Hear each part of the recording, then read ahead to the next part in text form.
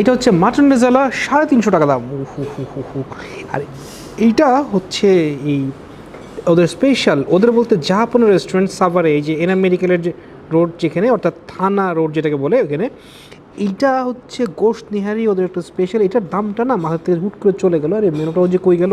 Anyways, mutton nihari যেটা ওইটা ছিল আপনার 350 টাকা। এটাও আশেপাশে কিছু একটা, হো যে এটা হচ্ছে গোশত নিহারি। দেখেন গোশত হাতে চোখ খুলে আসছে।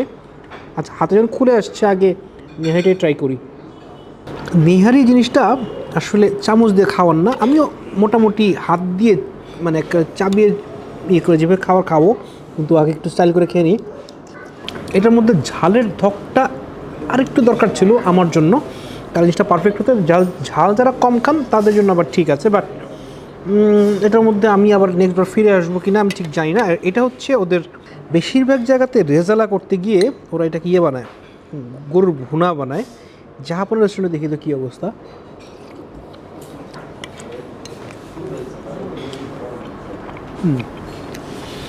রেজাল্টটা বেটার, চাইলে খেতে পারেন।